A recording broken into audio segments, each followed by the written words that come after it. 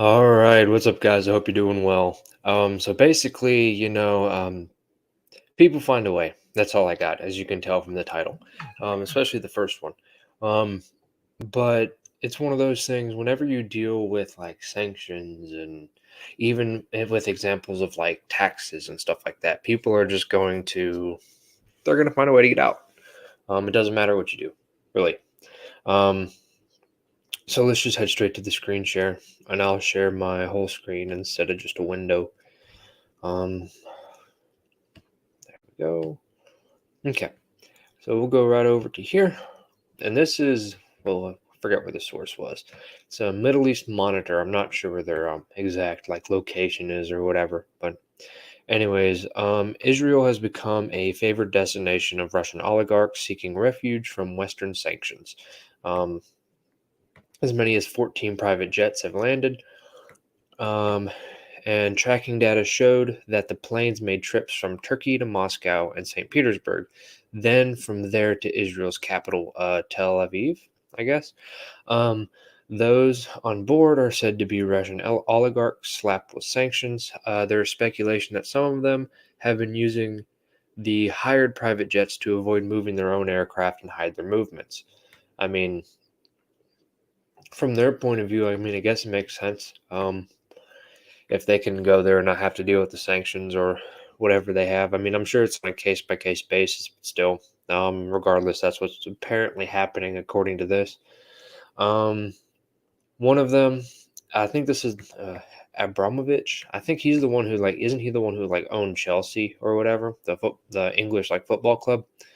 Looks like it. Roman Abramovich. Yeah, right there.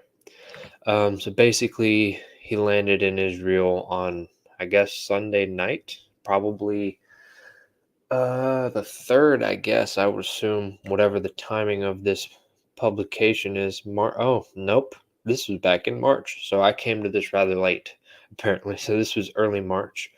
Um, let's see. And basically, it's in a letter earlier this month. Several prominent Israeli institutions, including the country's official Holocaust memorial, that guy's name, uh, I guess Yad Vashem. I don't. I'm not sure how to pronounce those kind of names, like what the little nuances is and stuff. I took a lot of German in high school, so whenever I see words that I don't know, I tend to like pronounce them as like sounding it out in German just because that's what I learned. Um, but sorry for mispronouncing the names. But as well as several individuals appealed to the U.S. not to sanction Abramovich. The letter said that opposing sanctions on him would harm Israeli institutions that rely on him for donations. Right, so he's a major donator to multiple Israeli organizations, and so just there's always different sides, and there's always different like there's always secondary consequences, right? So you sanction one individual, that's never the end of it. It's like anyone who's like it's literally like a network. Um to where like, if you're looking for say like a marketing person or whatever, and then someone who owns a business and then they know a marketing person and they'll like refer to you to that person, so it's like you're always like two steps away from knowing somebody in a way. Um same thing with consequences. Is like, what are this is a consequence of sanctioning, in this example, this particular Russian, um and then basically having as a secondary consequence, the Israeli institutions might not get the donations they want or need, or whatever the situation may be. So there's that one. Kind of more on the same thing.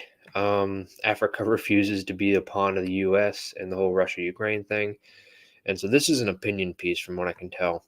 I think pretty much the article reflects the author's opinions and not necessarily the views of the station. So just kind of a little disclaimer there before they actually publish.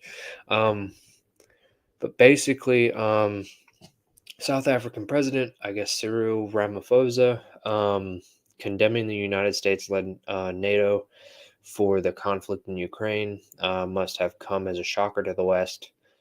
Further, the South American former freedom fighter and leader of the Patriotic African National Congress stated categorically that he would not bow to pressure to condemn Russia for its special military operation. Um, the war could have been avoided if NATO had heeded the warnings from among its own leaders and officials over the years that its eastward expansion would lead to greater, not less, instability in the region. So there's kind of another argument on the whole. The cause of this is the eastern expansion of NATO, stuff like that. It's from that point of view down in South Africa.